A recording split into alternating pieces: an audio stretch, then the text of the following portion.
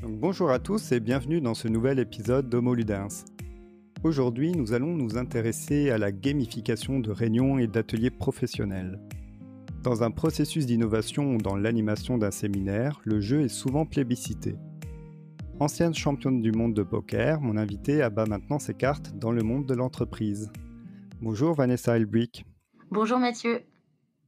Alors pour commencer, pourquoi avoir arrêté ta carrière dans le poker et t'être lancé dans un emploi plus traditionnel ? Oui, alors écoute, là j'ai une réponse assez simple, c'est que le poker, à long terme, c'est épuisant, et moralement, mentalement, tout ce que tu veux. Et aussi c'est bon, c'était dans un contexte, difficile, ça commençait à devenir un peu plus difficile, de jouer de toute manière, en général. Et c'est vrai que moi j'avais, d'autres objectifs aussi. Au bout d'un moment, si tu veux, voilà, le 3 de carreau ou le valet de trèfle qui change ta vie, c'est quelque chose qui est, voilà, je voulais passer à quelque chose d'un tout petit peu moins superficiel, même s'il y a une profondeur extrême à ce jeu. Il est individualiste, voilà, je voulais passer à quelque chose d'autre et c'est vrai que la gamification, c'était une manière, de retrouver quand même évidemment, le principe du jeu, les techniques du jeu, la stratégie, dans le domaine, de l'entreprise. Donc c'est ça qui m'a beaucoup plu. C'est un nouveau challenge, voilà. Un challenge un petit peu plus sérieux et du coup, dans quelle occasion sérieuse utilises-tu le jeu ?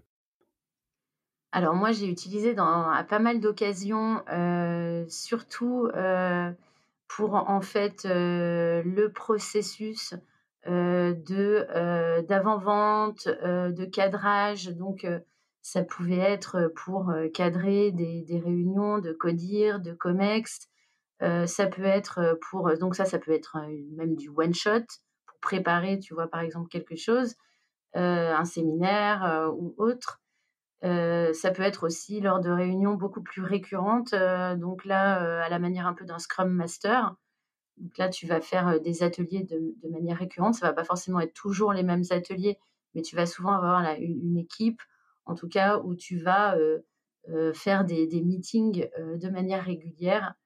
Donc là, il y aura forcément besoin, de faire ça très, très souvent. Ensuite, je l'ai aussi pratiqué pour le e-learning, la montée en compétences, tu vois? Tout ce qui est formation, en ligne. Là, tu peux, assez vite gamifier, n'importe quoi en mettant à la clé quelque chose, des badges, quelque chose, de qui est en rapport en tout cas, avec le jeu et un peu, aller essayer de susciter, cet intérêt, susciter de décrocher quelque chose, chez l'utilisateur. Je l'utilise aussi, lorsque je fais des conférences, sur le langage corporel.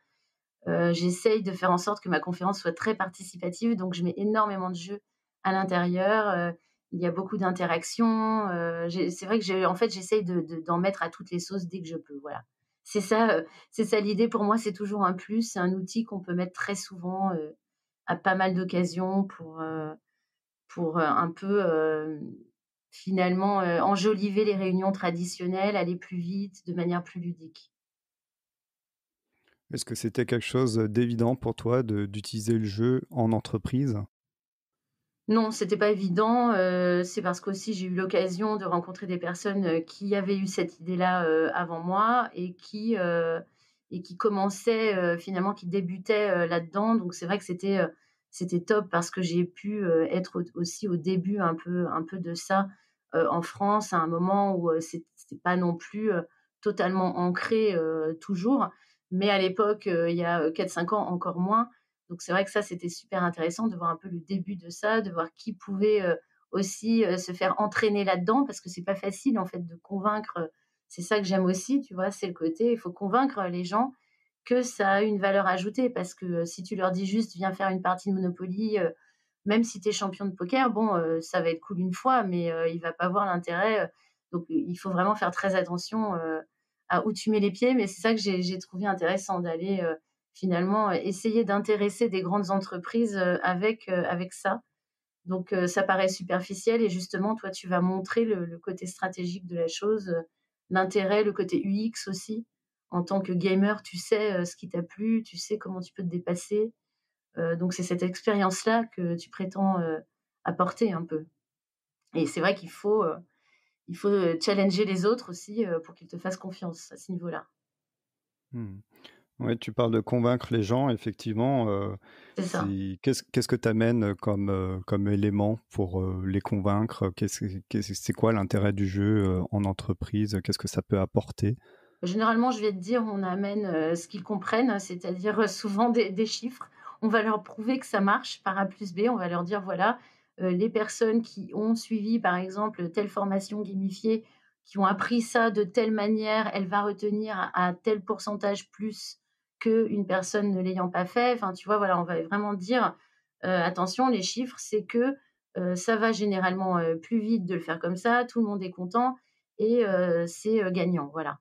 On va essayer de convaincre, vraiment, là-dessus. Donc, là, on peut tout sortir, tu vois, MIT, il y a vraiment HEC, il y a énormément de sondages qui vont aller dans ce sens, qui vont dire que de toute façon, on apprend mieux comme ça, qu'aussi il va y avoir plus d'engagement du côté de l'utilisateur, quand il va participer, et cetera, et cetera.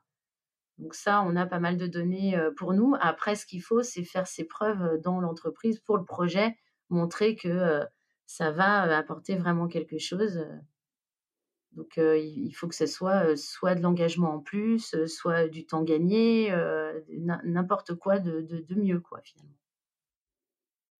Et du coup, est-ce que le fait que les participants prennent du plaisir à jouer, est-ce que ça fait partie des objectifs ou est-ce que, vous avez juste des objectifs chiffrés de, pourcentage d'apprentissage, d'efficacité, de temps gagné? Alors ça, un peu, comme tu dis, le côté pourcentage chiffré, c'est souvent un peu, on va dire, le demandeur, tu vois? Pour lui, il va falloir faire attention, à ce genre de choses évidemment, très concrètes. Maintenant, par contre, au niveau des participants, de toute façon, l'un n'empêche pas l'autre. C'est vrai que pour moi et je pense vraiment ceux qui font ça, c'est évident qu'il faut que le participant prenne plaisir. Sinon, c'est tout ça, c'est lié, ça va fausser le chiffre. Déjà, s'il participe pas, on va essayer qu'il boude pas, que on va essayer aussi de repérer les trolls, s'il y en a, tu vois? C'est-à-dire l'élément perturbateur, ça peut aller vite, hein, donc c'est vrai qu'il y a tout un travail un peu de gestion aussi d'équipe, de personnes qui s'entendent pas forcément, d'ego des fois surdimensionnés, selon les réunions. Il y a pas mal de choses à gérer comme ça, qui dépassent le jeu, qui sont à gérer habituellement aussi, en temps normal dans une réunion, non gamifiée. Et nous, on va dire, ceux qui font ça, je pense, essayent d'apporter quand même une légèreté, même si le sujet ne l'est pas, pour que la personne prenne du plaisir et que, elle participe plus, qu'elle s'engage plus, qu'elle peut-être elle donne plus d'informations qu'elle ne ferait sinon. Nous, on essaye qu'elle se lâche, quoi. Et alors comment est-ce que tu t'assures que l'activité ludique atteint, les objectifs fixés par ton client? Donc là, généralement en tant que facilitateur, en tout cas pour moi ou si j'ai, aussi aidé à la planification du projet, d'abord au tout début, ben, finalement, tout de suite après, savoir si tu as bien senti, comment ça s'est passé, l'ambiance générale, ça tu le sais assez vite. Si les participants étaient avec toi, s'ils ont vraiment, finalement, été motivés à le faire, tu l'as senti, et tu es content généralement, à la fin ça se passe bien, tu sens que tu as passé un bon moment. Ça peut être une journée, 2 jours, ça peut être une semaine de séminaire, ça peut être 2 heures, mais tu sais comment à peu près, ça s'est passé. Et après par rapport, aux clients justement, ça va être la qualité, de ce que tu vas, rendre, de ta restitution, finalement là ça peut être est-ce que, ils voulaient beaucoup de données ou est-ce qu'ils voulaient des données fiables? Ça on essaye de l'avoir vu avant. Et dans ces cas-là, il faut essayer de répondre à ça au maximum. Donc une activité, tu essayes lorsque tu fais une activité ludique de toujours avoir un résultat à rendre, à la fin, quoi? Oui, ça, c'est super important. Je pense, c'est vraiment le côté montrer toujours aussi dans ce désir de montrer que ça va au-delà de l'amusement, que tu es pas uniquement là pour du team building ou de la cohésion d'équipe. Ça, bien sûr, on va dire, c'est inhérent, au jeu collectif pratiquement, mais ça peut aller au-delà de ça et si jamais on t'a missionné de quelque chose d'autre, ça peut être n'importe quoi, trouver, je sais pas, la communication future d'une grande boîte, en 2030. Ça peut être, comment, recruter 1000 personnes, en, 3 mois. beaucoup de choses comme ça, bon, bah, là, on te demande pas uniquement de faire du team building. Tu peux pas leur dire juste: «Allons faire un escape game ensemble et voilà, on est content». À la fin, on veut vraiment avoir quelque chose, des nouvelles idées, des fois même un prototype, ça doit pouvoir déboucher, sur quelque chose. Alors, quelles peuvent être les raisons de l'échec d'une activité ludique? Écoute, alors les échecs, ça peut être, justement au point de vue, du client, au point de vue du demandeur. C'est justement, bah, si, il t'a demandé, clairement, quelque chose et tu vas lui rendre, un bout, pas vraiment exploitable, où finalement les participants, ben, ont pas vraiment joué le jeu. Bon, moi, je t'avoue, franchement, je l'ai pas souvent vu. Je pense que peut-être un élément perturbateur aussi dans le groupe peut éventuellement, briser très vite l'homogénéité et c'est vrai qu'il faut faire très attention à ça, comme je te disais, avant. Mais à partir du moment où tu as fait attention à ça, on continue, et normalement, c'est vrai que finalement, l'échec, c'est pas forcément, à cause de la gamification, on va dire. C'est plus si jamais en amont, par exemple, le cadrage a pas été, assez, précis avec le client, je pense et du coup, tu vas pas atterrir là où il le pensait, quoi. Comme, ça pourrait arriver en temps normal aussi, en mode classique, on va dire. Alors, tu as parlé 2 fois d'éléments perturbateurs et effectivement, je pense que la partie, gestion de groupe est importante. Oui. Quelles doivent être les compétences du facilitateur pour, à la fois, animer une activité, ludique quoi, où il y a un aspect jeu et puis en même temps quand même avoir, cet aspect, gestion, de groupe et le fait que ça se passe dans un environnement, «sérieux» entre guillemets quoi? Oui, bah, alors moi je trouve, ta question très intéressante parce que justement, je trouve aussi que c'est un peu la subtilité, du facilitateur, d'atelier. C'est, le fait que finalement il est en posture basse, pour ce qui concerne le groupe. C'est-à-dire que souvent il va jouer sur, l'intelligence collective du groupe. C'est pas lui qui apporte les réponses. En fait, il va demander au groupe de réfléchir à un sujet, il va apporter la méthode. Lui, il va dire: «Voilà, telles sont les règles du jeu», mais lui ne va pas, participer, en fait. Donc c'est pas grave s'il connaît pas le sujet. Il peut parler de nucléaire, tant que ses participants savent ce qu'ils répondent, lui, c'est pas grave et surtout, c'est non seulement c'est pas grave, mais en plus, il doit pas se mettre en avant. Il doit pas dire: «Mais pourquoi vous répondez ça? Moi, j'ai pensé à ça», jamais. Donc c'est vraiment une posture très basse où il va recueillir l'information mais par contre, il a aussi cette casquette de, c'est lui qui va être garant du temps, du timing et à ce niveau-là, c'est vraiment, c'est très important dans le dans la facilitation. Tu as carrément des fois une personne qui va faire time boxing, tout seul. C'est lui la time box carrément, ou ça peut être un participant aussi volontaire, et à qui on va dire: «Bah, si tu est-ce que tu peux, minuter tout ça?» Ça que ça soit en fait minuter la durée de la réunion entière ou minuter, les mini ateliers dans la réunion. Comme je te disais tout à l'heure, ça peut être aussi, en simultané avec d'autres groupes. Donc du coup, dans ces cas-là, on est à la minute près, il faut s'arrêter un peu comme dans Top Chef, tu vois? Au bout d'un moment, tout le monde lève la main, ça y est, c'est fini et on enchaîne sur un autre. Donc dans ces cas-là, si tu fais, des ateliers à la suite toute une journée, il faut que ça soit, cohérent dans le temps et le facilitateur, dans ces cas-là, il a aussi, cette fonction-là de plus de coach, donc de posture haute à ce niveau-là, de dire, c'est lui le garant des règles, de comment ça va se passer, des règles du jeu et c'est lui aussi le garant, que ça se passe bien, que les gens soient respectueux donc c'est là où il faut quand même avoir des qualités, humaines, d'écoute et aussi d'observation. Comme ça tu peux de communication, de relation, voilà, essayer de toujours retomber sur tes pattes avec le jeu, normalement, tu peux t'en sortir à peu près bien, et rebondir. Mais c'est vrai qu'il peut y avoir des éléments qui sont pas trop, dans ton humeur du moment, hein qui veulent pas forcément pratiquer ce genre d'atelier. Donc, le job, c'est d'essayer de convaincre, ces éléments-là, et que surtout ça soit pas contagieux au reste du groupe. Mais dans ces cas-là, il y a aussi les autres éléments, ceux qui sont super contents, bon, bah, tu peux t'en servir aussi. C'est le contre. Alors, pour que ça se passe au mieux, j'imagine que tu, fais une grosse enfin, que tu organises l'atelier en amont. Comment ça se passe? Qu'est-ce que tu prépares avant d'y aller, pour que les choses soient déjà bien structurées?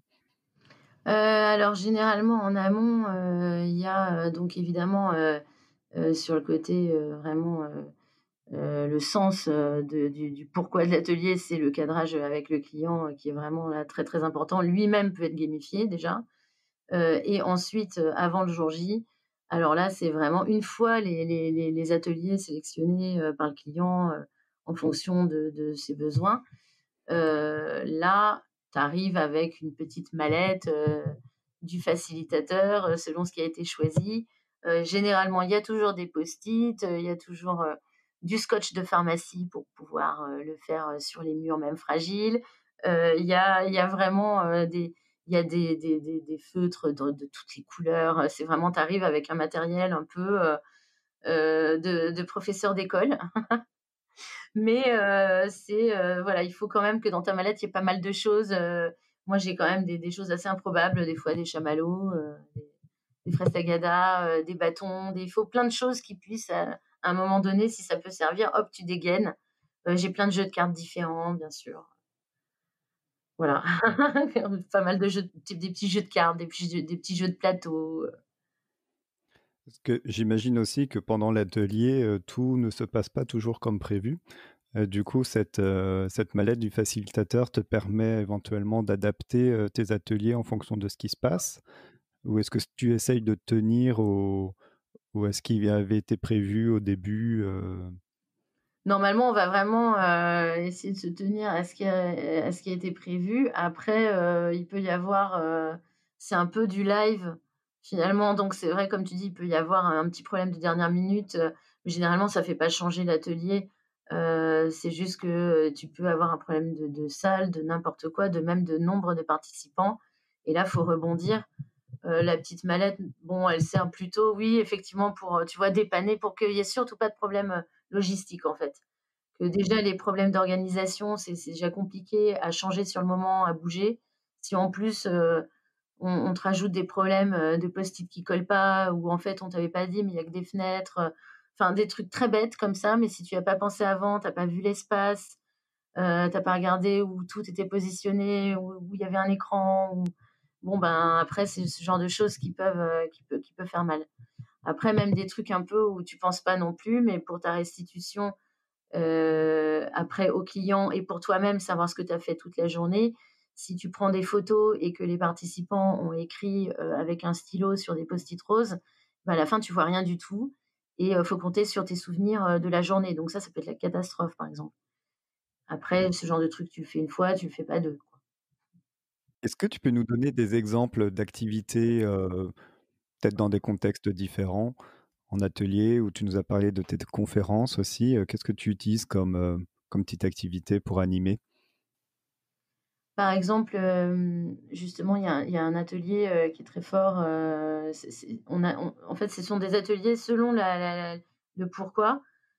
Je vais pouvoir sortir, de la mallette, en l'occurrence là c'est une mallette virtuelle, mais plutôt, voilà, quel atelier va être, bien pour cette demande. Donc par exemple, si c'est une demande de, cohésion, team building, il y a des jeux qui vont être top, qui vont demander justement, à l'intelligence collective, de, comparer, par exemple des résultats, ensemble, à comparer, des résultats individuels, en leur faisant une sorte de jeu de rôle, en leur disant voilà, assez simple: «Vous êtes à tel endroit, dans telle situation, comment vous allez faire pour vous en sortir?» Tu demandes à quelqu'un de faire une liste, tout seul, et ensuite de parler avec le groupe avant de te rendre une nouvelle liste. Ça, c'est le genre d'atelier qui va faire que l'équipe se parle, et l'atterrissage de cet atelier, ça va être qu'ils sont forts ensemble, et que non seulement ils sont forts, mais en plus ils approchent de la solution beaucoup plus en étant ensemble, en s'étant concertés, et en ayant communiqué, que, s'ils étaient restés seuls, dans leur coin. Donc il y a pas mal de ça, ça peut être même, des jeux vidéo, de collaboratifs, pour, selon le nombre aussi, qu'ils sont. Et j'ai vraiment beaucoup, beaucoup de jeux, coopératifs, de ce genre-là. Après, il y a des jeux beaucoup plus, issus de l'agilité ou du design thinking, du genre le speedboat ou l'empathy map, où là, ça va être, le speedboat, ça va être vraiment, une gestion, de projet. Tu vas dire: «Voilà, je veux arriver à tel objectif, ça va être, mon île d'arrivée, et mon bateau, c'est mon projet, les ancres, ça va représenter, mes freins, les vents, ça va représenter, les vents porteurs, ce que j'ai déjà», voilà. C'est une manière imagée finalement, de faire des brainstorming, c'est pas mal utilisé, ce genre d'atelier. Après moi je te dis le speedboat, mais en fait il y en a une tonne, qui découlent de ça. Et quand tu aimes le jeu comme moi, on va dire, tu prends le speedboat, mais tu vas le mettre dans un autre univers où tu vas le transformer en quelque chose plus vers Star Wars, où d'un seul coup, ça va être sur le thème du Petit Prince. Je vais essayer de rajouter un petit peu un côté grandeur nature derrière, un côté, immersif le plus possible, en fait. Sans pour autant, tu vois, les faire venir déguisés ou leur mettre un chapeau de Gandalf, quoi. Parce que là, c'est compliqué, mais j'essaye de mettre une ambiance, un fil rouge derrière, assez, jeu de rôle, voilà. Et est-ce que ça permet, selon toi, de rendre l'activité, plus ludique? Parce que c'est vrai que là, si on prend l'exemple du speedboat, c'est quelque chose d'assez, répandu. Oui. Pour beaucoup de personnes, ça va pas sembler être un jeu, quoi. Est-ce que du coup, cet aspect immersif que tu rajoutes ou est-ce qu'il y a peut-être d'autres éléments que tu rajoutes pour que ce soit plus ludique? Oui, moi généralement, j'essaye que justement, oui, ça soit pas, «Pouf, donnez-moi vos post-it, on les met là». J'essaye de changer un peu, ça peut être, effectivement s'il y a un facilitateur graphique ou si j'ai préparé le speedboat avant, bah, d'un seul coup, voilà, tu amènes un speedboat qui est beau, ça peut changer déjà, la donne, tu vois? Plutôt qu'un truc pourri, vite fait dessiné à la va-vite. Moi, j'ai vu des trucs, magnifiques faits par des facilitateurs graphiques. Ça peut être une touche en plus. Après, moi, j'aime bien surtout, oui, rajouter du contexte derrière. C'est-à-dire qu'avant ça, si tu as fait un icebreaker, c'est-à-dire un atelier pour se connaître, un atelier très rapide pour apprendre à se connaître. Généralement, cet atelier, il va servir après, à faire que les langues vont se délier plus vite, ça va accélérer finalement la relation entre les gens. Si tu as fait ça avant, finalement, tu peux essayer aussi de lier tous ces ateliers ensemble selon la journée que tu as construite, selon combien de temps tu avais pour construire ça. Si on t'a dit une journée, une semaine, tu peux faire tout un lien entre tes ateliers. C'est là où on peut arriver à quelque chose, oui, de plus immersif et je pense de plus original, un truc où ils vont pas, se dire: «Oh encore des post-it, encore le speedboat», voilà. J'essaye de trouver des alternatives à ce genre d'atelier, en fait.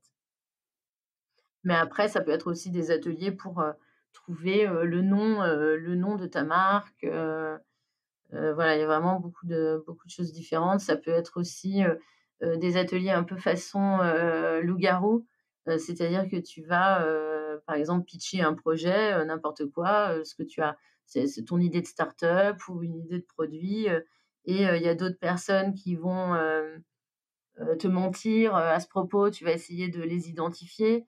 Tu vas avoir aussi des jeux où, des gens vont être là exprès pour descendre finalement ton pitch, ou le noter, enfin voilà, il y a vraiment beaucoup de variantes en fait possibles et sans parler des jeux qu'on peut inventer sur le moment selon le besoin client, tu vois? On va mixer.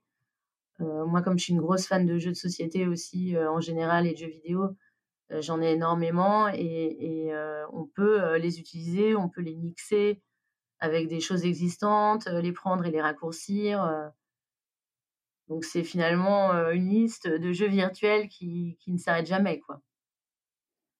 Ouais, tu te limites pas, au type de jeu, quoi. Tu utilises, vraiment de tout, que ce soit du jeu de rôle, du jeu de société. Ah bah, oui, voilà, moi j'aime pas me limiter justement à me dire, «Bon, bah, voilà, maintenant moi j'ai le speedboat et puis j'ai l'empathy map et puis j'ai, mon jeu, d'intelligence collective». Non, moi j'aime bien en avoir vraiment plein comme ça quand on me demande quelque chose, j'ai forcément le jeu adapté et si je l'ai pas et ben, c'est pas grave, je vais customiser, c'est encore mieux et ça fait grossir la liste de jeux et après tu te rends compte aussi que ça tourne toujours un peu autour des mêmes choix. Ça arrive quand même souvent qu'il y ait des jeux un peu stars, mais moi je trouve ça sympa quand même d'en avoir plein en proposition, Des fois, ce sont des variantes juste et des fois, c'est vraiment, totalement, une autre offre, ça part un peu, voilà, pour il y en a un peu pour tous les goûts, et pour tous les besoins. C'est ça qui me plaît. J'aime beaucoup, si tu veux, rallonger cette liste. Oui, puis vu le nombre de sorties qu'il y a par an, il y a de quoi faire. Voilà, exactement. Il y a vraiment de quoi piocher, s'inspirer, Alors en parlant d'inspiration, y a-t-il des exemples concrets de gamification en entreprise que tu souhaites partager avec nous? Oui, alors, écoute, choisir c'est renoncer parce que c'est vrai que là-dessus, j'ai quand même pas mal, d'exemples et j'en suis d'ailleurs, très heureuse. Donc, je pensais te parler de 2 exemples en fait, précis parce que, ils sont différents et je pense que ça peut illustrer, 2 côtés, voilà, de, la gamification, de ses avantages, un peu dans le milieu professionnel. Donc, j'ai été amenée, l'année dernière, à faire, une tournée, une véritable tournée d'un mois, pour une grande banque, française, pour l'enseigne, d'une banque, et l'enjeu, c'était, de, sensibiliser, en fait, sur la cybersécurité, donc les membres, du personnel. Il y avait énormément donc, de sites, différents, à faire. Donc moi, j'avais un stand, avec un serious game, de type Chevalier de Baphomet, donc c'est-à-dire, un espèce de point and click, et j'étais entourée de stands avec, de la VR, de l'IoT, des drones, on avait Pepper, le robot, enfin, je sais pas si j'étais d'ailleurs, il me manque, oui, on en est là et c'était vraiment super parce que voilà, c'est vraiment un exemple de, la gamification liée à l'innovation et qu'est-ce que ça a apporté, je pense, là, vraiment, au bout d'un mois, nous, qu'est-ce qu'on a vu? C'est que, il y avait quand même pas mal de passages et il faut savoir que ce genre de stand, les gens ne sont pas obligés d'y aller. C'est, pendant leur pause, le midi, quand ils rentrent chez eux. Donc là, il faut vraiment réussir à les accrocher, avec quelque chose. C'est pas évident sinon et je pense à ça parce que justement l'année d'après, ils l'ont fait avec apparemment, beaucoup, beaucoup moins de succès. Ils avaient enlevé, ce côté-là. Ils sont revenus à quelque chose d'un peu plus, traditionnel, je pense aussi avec moins de budget, mais c'est vrai que du coup, ça a apparemment, vraiment, complètement, raté en tout cas le coche, cette année et c'est vrai que je trouvais que c'était vraiment, là, c'était poignant parce que ça se voyait que les gens participaient, se prenaient au jeu, quel qu'il soit. Nous, notre stand, c'est pour te dire, on avait un serious game où, on a décidé, de gamifier après, le jeu déjà des gamifiés, ce serious game où il fallait donc répondre à des questions de cybersécurité. Nous, on s'est dit par jour, par site différent, on va faire un classement pour les motiver. On va aller chercher ça, en eux, leur motivation intrinsèque de joueurs, tu vois? D'aller chercher ça chez les gens et heu et de dire: «Attention, ça te dit pas, dis donc, de battre ton voisin, ton manager ou, la fille de la cantine?» Enfin, tu vois? N'importe quoi comme ça et si jamais, tu es dans notre classement, on va venir te chercher, on te trouvera dans ton bureau et on va te ramener une coupe. Donc là, on a fait faire une coupe, par, le Fab Lab, de, la société, où je travaillais, à ma grande surprise, la coupe, par contre, on s'attendait à un super truc, c'était fabriqué en 3D, on était super fiers et je reçois un sac et c'était des coupes, qui faisaient à peu près 2 centimètres de hauteur. Donc là, on s'y attendait pas du tout, ça pouvait rentrer dans un Kinder Surprise, quoi. Donc là, on s'est dit: «On va leur offrir ça». On leur a vendu du rêve, le classement et tout, la compète et on leur offre ça et on a vu que c'est pas grave, on l'a tourné quand même comme ça. On s'est dit: «Bah, c'est pas grave, on est fiers de cette coupe».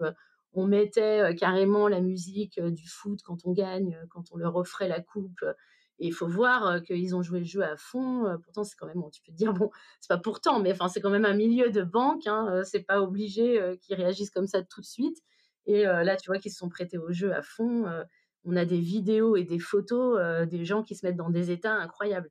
Donc tout ça pour te dire que c'était vraiment, ça peut vraiment, dérouter les gens, mais aussi vraiment les motiver, à se dépasser, voilà, tu peux vraiment voir les gens sous un autre aspect avec, la gamification et mon deuxième exemple, ça n'a rien à voir, donc c'est un besoin. Le besoin, client là, c'est, une nouvelle team finalement de développeurs qui, ne se connaît pas, n'a pas travaillé ensemble, auparavant et se réunit en une sorte de task force un peu agile, un peu en mode, Scrum, là j'arrive, comme ça en les découvrant, et on me dit qu'en gros, elle doit avoir plus confiance en elle, qu'il faut qu'elle ose prendre des initiatives, qu'elle doit être créative, se lâcher, que finalement elle apprenne à se connaître très, très vite pour, très vite être optimale. Donc là, je leur ai proposé un icebreaker. Je savais que, j'avais pas trop de temps, mais une demi-journée à peu près. Je leur ai proposé un icebreaker, donc pour mieux se connaître, qui s'appelle Oldies for Goodies, qui a été inventé par un ami à moi qui s'appelle, Jean-Philippe Magne. Donc là, tu fais une première itération en fait, en disant aux gens: «Voilà, admettons, tu vas nous dire ce qu'il y a dans ta magic box, du Moyen Âge». Donc c'est-à-dire que tu vas devoir faire des goodies, mais tu es au Moyen Âge. Donc là, tu te rends compte que les gens, la première itération, ils vont tous te répondre, tu leur laisses pas très longtemps, hein, tu leur laisses une minute. Ils vont te dire, bouclier, fer à cheval, voilà des trucs classiques. Tu te rends compte que la deuxième minute, il y a plus rien, il ne se passe plus rien, donc tu les pousses.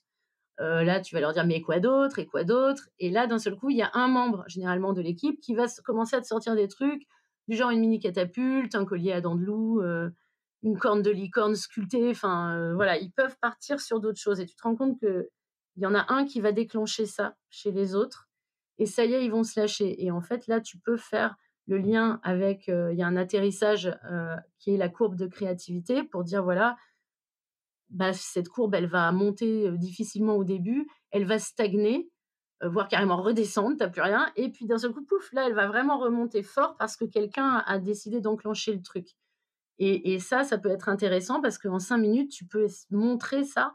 Après évidemment, dans ce que tu as à la fin, il peut y avoir des choses très, très farfelues, mais n'empêche qu'au moins c'est pas commun et tu te dépasses. Ensuite, tu peux faire un moving motivators, donc ça, c'est un atelier qui est issu du management 3.0. En fait, tu as 10 cartes et tu classes, tes désirs intrinsèques, et tu peux, donc les désirs, ça peut être, l'excellence, ça peut être la curiosité, la liberté. Tout le monde le classe, dans son coin. Après tu peux partir sur, voir les points communs, les différences, quel serait l'impact finalement, en les changeant, voilà. Et ça, selon le temps que tu as, bon voilà, tu peux faire ça, de manière plus ou moins, longue. Ensuite, moi, j'avais choisi de faire un MOSCO. Ça, c'est un atelier pour trouver le nom, en fait, de quelque chose, pour trouver une marque. Donc je m'étais dit: «On peut le faire assez rapidement». Moi, je voulais qu'ils trouvent le nom, en fait, de leur task force, pour qu'après, tu vois, ils en soient fiers, que ça les représente bien, qu'ils partent sur ça. Donc le Moscow, c'est, le M, c'est must. Donc là, tu dois dire, voilà, il y a tout le monde participe et dit, ben, ce nom doit être, par exemple, en français. Le S, c'est should. Donc là, ça doit être, court, par exemple et impactant. Ils vont te répondre. Après, tu as could et là, tu peux dire, bah, je sais pas, ça doit être drôle, ça pourrait être drôle, ça pourrait être une fleur, un personnage de BD. Tu as le want et là, tu peux dire, bah, ça doit pas être, en anglais, ça doit pas être compliqué, voilà. Éventuellement, moi, j'avais rajouté des colonnes en disant, mais si c'était une fleur, si c'était un animal, si c'était une image, un personnage inspirant, donc hop, ils arrivent, au bout d'un moment, en tout cas, à sortir un nom assez vite, qu'ils auraient sinon certainement en brainstorming classique mis 10 ans à trouver ou qu'ils n'auraient pas trouvé du tout. Après ça, je leur ai fait un atelier de persuasion. Donc là, si j'avais eu beaucoup de temps, j'aurais sûrement fait un atelier de pitch un peu start-up, du genre, tu génères des idées pas faciles à assumer et tu les pitches.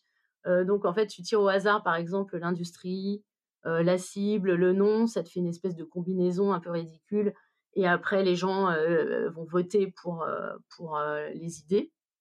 Heu et moi, j'ai choisi de prendre un jeu de société d'un ami à moi qui s'appelle Manu, Beltrando et c'est un jeu de société qui s'appelle Texas Zombie. Je m'en suis servie pour la persuasion parce qu'en fait, c'est un jeu très simple, un party game et si tu veux, là, le défi du joueur, c'est d'improviser, selon, l'énoncé de sa carte, en utilisant uniquement les objets qu'il a en main, en fait, pour convaincre, le groupe qu'il peut s'en sortir et du coup, tu as une carte, par exemple, qui montre 10 zombies qui chargent le joueur et dans ta main, tu as, une banane, par exemple et un skate. Donc là, son impro, il doit inclure, ça, il doit inclure ces objets. Donc finalement, il doit dire qu'il se débrouille il arrive à se sortir des 10 zombies qu'il charge avec sa banane et son skate. Le groupe, en fait, tout simplement, il y a pas de notes, ou quoi, il y a pas, c'est pas le Monopoly, mais le groupe juste vote à pouce levé pour dire si ça l'a convaincu ou non. Donc si tu veux, c'est juste déjà tu te marres bien, hein, tu affrontes, vraiment des situations, grotesques, et dangereuses, complètement improbables, mais en gros, tu assumes ton discours quand même à la fin, tu dois t'adapter à pitcher en terrain inconnu. Je me dis en gros, tout ça, nous on l'a fait en très peu de temps, tout ce que je t'ai dit, en 2 heures, c'était fini.